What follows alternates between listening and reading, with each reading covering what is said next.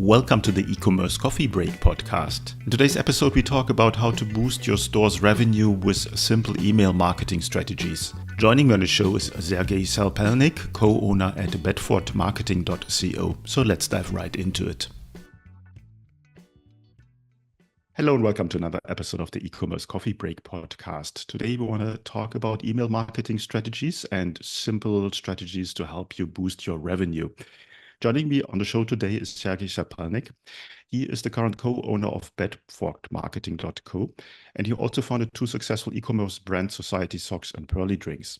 Sergei specialized in helping brands boost growth through email marketing, especially in today's challenging landscape with platforms like Meta Ads and TikTok Shops. He's here today to share actionable tips that you can use right away to improve your email marketing and grow your business. So let's dive in and welcome him to the show. Hi, how are you today? Great. The loud of applause is crazy. It's really loud. Hopefully people in the car listening to this podcast are clapping along as well. I hope so too. So let's dive right into email marketing. I'm a big fan of email marketing for 20 plus years, and specifically with DTC brands, it's a big opportunity there, but it's not always easy. What's your take on what are the biggest challenges and the biggest mistakes that you see when it comes to email marketing for DTC brands? Yeah, that's a great question. So for some context, I send some, call it 80 million plus emails a year. So I've seen all types of emails. You know, I'm heavily entrenched in the space, and I still see so much opportunity. I mean, email's been around for decades now, and there's still a long way to go, I think. And there's a lot of money being left on the table by DTC brands. So I'm going to go through a list in no particular order of where I would focus on if I was a DTC brand. So first and foremost, I would say just making your emails more visual, easy to read, and so on just goes such a long way. Just thinking about the basics, you know, as they say, KISS, keep it simple, stupid, frankly, is something that a lot of brands, you know, should be following. Now, in terms of tactical changes in that area that I would focus on, first and foremost, mobile responsiveness. I mean, most people, just like you and I, Klaus, open their emails on phones, you know, as high as 70, 80% of emails that I send, depending on the brand, are opened on phones. So just make sure that you're building emails for that. I mean, a lot of brands send an email, you can't really read what's going on the phone, and the person just closes the email. So just being very clear from that standpoint. And beyond that, just making sure that the hierarchy that you're following in your email is, you know, basically following basic UI, UX principles. You're going from a headline, transitioning to a sub-headline, having clear call to actions, and so on and so forth, so that the eye follows, you know, what story you're trying to tell me. And then finally, I would say avoiding extremely long paragraphs, because if you're a DTC brand, you know, no one really cares about the massive paragraph you're gonna send me. People are visual creatures. They just want the pants, the underwear, the makeup that you're selling. And typically, unless you have something amazing to say, I would stay away from longer paragraphs. So that's the first bucket, is being more visual, simpler, and just easier to read. I just want to dive in a little bit deeper into the mobile view of an email. I think that's particularly important. You said that 70, 80% are opening on mobile devices. And you said there's sometimes problems that people just cannot read it. It's either too long or they put text and graphic or whatever. What would be a structure from your side for mobile first to get it right from scratch? Yeah, certainly. So to get it right from scratch, I guess two directions you could take it. So first, I see a lot of DTC brands, the way they send emails is they just insert like JPEGs or PNGs into an email. And a lot of the more sophisticated email clients or email softwares like Klaviyo, for example, allow you to upload mobile and desktop specific images. So if you're the brand that says that sends blocks like that, I would just make sure you have mobile images with bigger text. Now, if you're a brand that sends actual almost like plain text or HTML emails, I would just bump up the size and don't worry about fonts looking too big on desktop. A lot of these builders also are dynamic when it comes to desktop versus mobile. So just make sure that you're bumping up that size. And ultimately, what I suggest everyone always does is send yourself a preview. You will instantly be able to see, is this too small or too big or not? And you'll be able to suss that out. Yeah, I think that's a great tip. I know you should never send anything out before you haven't tested it, and maybe also give it to your colleagues to proofread for typos and different devices, not only your phone, other devices as well, and then only then hit the send button. I have probably made every mistake there's in the book over the years, and I have been very, very particular on testing before I hit the send button. Cool. Um, Dive into the structure and let me know a little bit more about it. Mhm. Yeah, for sure. So beyond that, what I typically like to focus on and fix and with a lot of brands that I start working with is just having cleaner and clearer call to actions. So first and foremost, making your CTAs look like actual buttons goes a long way. Consumers are such, quick, distracted animals at this point. We have messages firing at us from all angles. Just having a button that looks like a button goes a long way, making sure it's big and easy to find in the email. Now, beyond that, kind of a pro level tip that I would give is making sure that the story that you're telling in your email leads into the button. So, the example that I Mhm. always love to share is just naturally guide the person. So, if you're selling, let's say, a hair loss product and you're talking about the problem, oh, you're losing hair, we know you want your hair to grow back. I would make a call to action, test something like grow back your hair now. Here's how to grow back your hair, whatever, tie it to the story, and I can guarantee your click through rate is going to go through the roof. Mhm. Great tip there. So you said sending emails and people get far too many emails. And as a brand, obviously you want to communicate as much as possible with your client. What's the frequency of emails that you're sending out? Is there any kind of guideline there?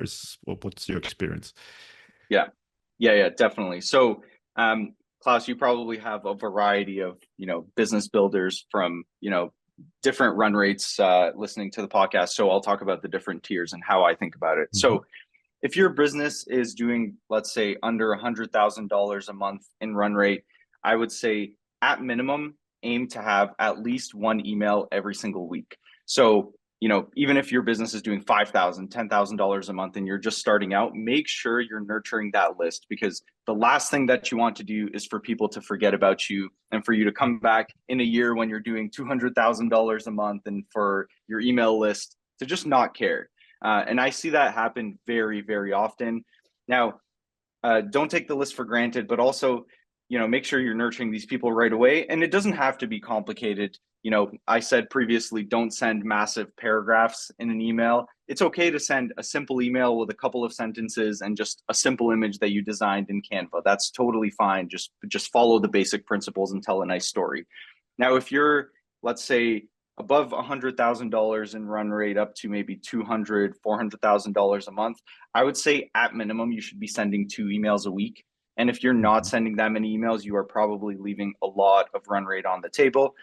And then if you're above the threshold of, let's say roughly $500,000 a month in revenue, I would say send at least 5 emails a week, if not more, because when your business is that big already, when you're getting into the $5-10 million a year revenue scale, your list is probably super big. You could start segmenting and getting more, complex and figuring out where the opportunity lies that way. So that's kind of the sliding scale for me. At minimum, try to send one email every week or every 2 weeks, up to 5 to 7 emails a week.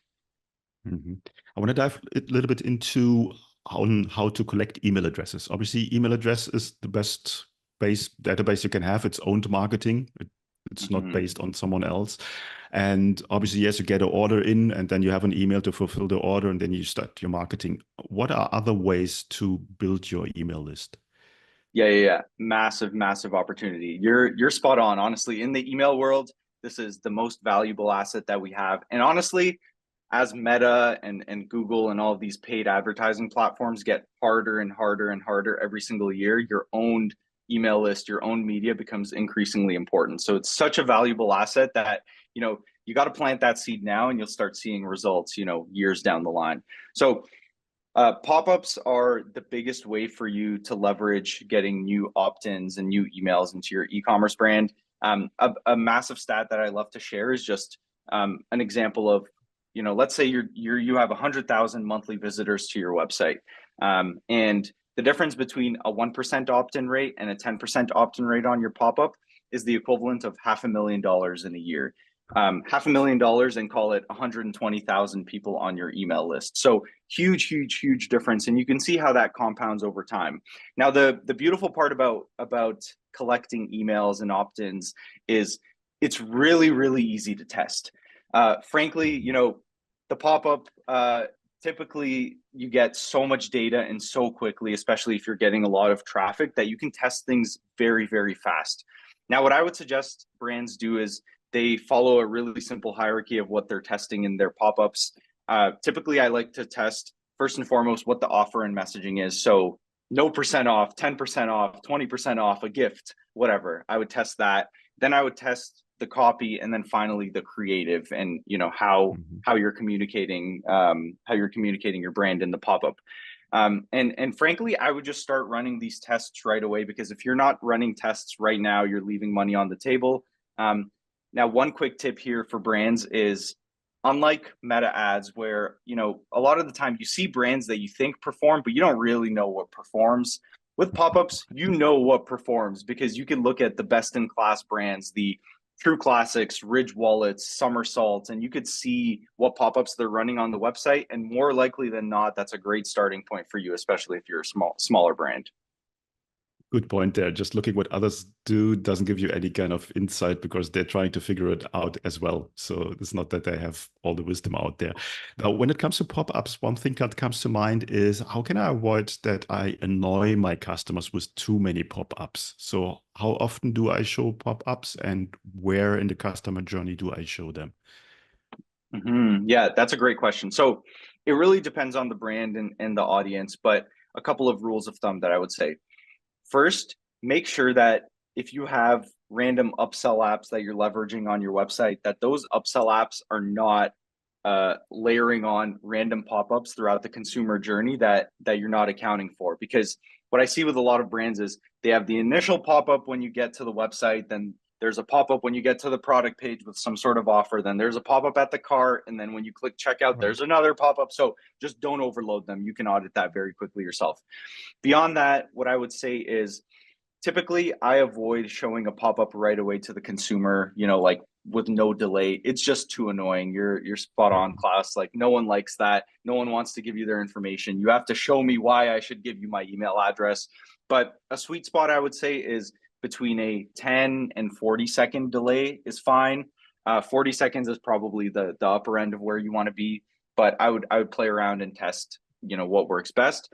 And then the final tip that I would share is, depending on the types of paid media funnels that you're running, sometimes I play around with actually not showing pop-ups on the landing page when someone clicks from Meta, because sometimes it's just a little bit too intrusive. You can get a little more complicated and test revenue per user with and without a pop-up, but that's probably expert level. So, probably as a starting point, you could just exclude people that go to a landing page, because ultimately we are optimizing for revenue right away. And then the email, maybe that person doesn't convert, but we have an opportunity to sell them in the future. But that's a second order, I would say, benefit. Now, maybe our listeners might be interested in a opt-in rate. So obviously do A/B testing, but what's kind of an opt-in rate goal to work towards too? Yeah, definitely. So what I would say is, two tiers. I think about it in two different ways. If you're not running a promo on your pop-up, so you don't have 10, 20, 30% off, and it's just, join our email list type of messaging. Obviously, you need to get crafty and creative there and communicate why there's value in joining your email list. But holding that aside, I would say a healthy opt-in rate is between 3 and almost 10%. It really depends on the brand. Sometimes online you see 10%, that's best in class, and that's where you need to be. And a lot of the time, that's just not the reality. If you're in the range of 3 to 10%, that's probably a great place to be. You could probably push it up a little bit more with testing. Now, if you do have a promotional offer, 10% is very healthy on the email pop-up. I have a brand that's as high as 15%, although that's really an exception, not the rule. But I would stay aim to be in those ranges. And beyond that, also just don't listen to me at all and just keep testing until you keep improving. And when you don't see any more improvement, pause on testing for a few months and come back to it in the future, because marketing constantly changes. That's true. Now, obviously, you're working with a lot of DTC brands at Bedford Marketing. And Mhm. can you give me an example? What kind of results, you don't need to name a brand, but what kind of results your clients saw after Yeah, implementing the certainly. right structure? Yeah, yeah, definitely. Honestly, it varies, and it really varies on the brand that I work with. But I have this one example of a brand that I took over sending emails for, call it just half a year ago now, and really the big difference maker for them was just sending more consistent emails. You know, to my previous point of what the biggest opportunities are. I mean, this was a brand doing $200,000 a month in revenue, and just by increasing their frequency of emails and SMS, by the way, to 2 to 3 and sometimes 4 a week versus 1 to 2, we took them from, call it, $200,000 a month to $300,000 a month. There That's was good. additional opportunity also for them to start scaling their paid media because we were activating the retention side, you know, more effectively. There was more profit to be had and more profit to be, you know, sent to the meta side. But that's a you know, a massive result, I would say. And it really just came from, again, the basics. Keep it simple, stupid. Send a few emails a month, or sorry, send a few emails every single week. Make sure your messaging is clear, concise, to the point, and that the consumer, you know, actually has a reason to open and read your email. No, absolutely right. Now, you're one of the agency owners, one of the very few who actually build DTC brands by yourself. So you have built two successful DTC brands, and then now you're focusing on email marketing, helping others in the market. Who's your perfect customer? What I've learned is, you mentioned, Klaus, I was running a sock business. It was called Society Socks, still running it. But I would say learning number one for me was, generally it is so much harder to sell things to men on the internet than women. You know, I also have past experience in the CPG, consumer packaged goods space, working at Procter and Gamble, a best in class Mhm. brand, and the mantra there would always be, we're selling to mom. She is the lead consumer of the household. And really that's true, you know, for the majority of categories on the internet, not on the internet. That is just the simple truth. So I would say the sweet spot for me has been, working with brands that are selling products to probably women that are in the age range of like 30 to 60. It's hard to you know, narrow it down specifically, but you know, selling to consumers where they have a little bit more disposable income, they have wants Mhm. and needs that they want to fulfill, is just so much easier. You know, sometimes it is a little bit trickier selling to younger audiences, the Gen Zs of the world, especially given they're on such new and trendy platforms like TikTok and so on and so forth. I mean, to them, you got to market like completely differently. So I would say that's a bit of a different animal, but you know, no kind of like specific consumer. I you know, sell to people across the board. Okay, no, absolutely perfect. So for our listeners who run a DTC brand and that want to work with you and optimize their email marketing, what are the typical onboarding process steps to get them up and running? Yeah, yeah, definitely. So I mean, first and foremost, I would just message me at bedfordmarketing.co. And typically what we do is, you know, get on a call and just try to audit your account completely for free. You know, I can't tell you what medicine you need before I you know, review your Right. brand and figure out what's going on. So I love to dig into the brand, you know, see your sending schedule, see what kind of results you've driven in the past, and then go from there. I really custom tailor every single partnership and every single plan. I don't believe in, you know, one size fits all, because that's frankly Mhm. not the world we live in DTC. Okay. Tell me a little bit about the pricing structure if you can. Yeah, yeah, definitely. We just price our partnerships based on a monthly retainer. It honestly ranges depending on how many emails you need every month, how many, you know, flows and automations we're working on, how many pop-ups we're doing, and whether we're also helping in other capacities. So honestly, it really depends. I can't give you a range because you know, I'll audit an account, you know, 2 days in a row, and it'll be two completely different kind of ballparks, and it really just depends on the size of the business and how much help you need. Okay. Before we come to the end of our coffee break today, is there anything that you want to share with our listeners that we haven't covered yet? Send better emails. That's my only call to action, is just spend more time. And a lot of the time we're in our worlds and, you know, very quantitative and looking at numbers and That's really important. But also, we're selling qualitative things. We're appealing to people's feelings. And I would make sure that everything that you put out into the world from a marketing standpoint, you also activate that part of the brain. You think of how the consumer will feel. You think of, what the strategy is, and what you want to communicate to them, and not just be, numbers based. Think of the qualitative and the emotional side as well. And I promise you, you'll go a long way. Mhm. Yeah, I agree. If you have a solid structure and qualitative good marketing strategy with email, you're a long way ahead, because all the other platforms, as you mentioned before, changing all the time. So you're basically always chasing what's happening and trying to adjust. Email marketing is around for a long time, and I don't think it will go away anytime soon. And I think it's one of the fundamental things that you need to get right as a DTC brand. Sergei, thanks so much for your time today. Where can people find out more about you guys? I would just go to bedfordmarketing.co and message me on there, and I'll be happy to chat and take a look at your email account. Perfect. I will put the link in the show notes, then you're just one click away. Thanks so much for your time today, and I hope to talk to you soon. Thanks so much. Amazing. Thanks, Klaus.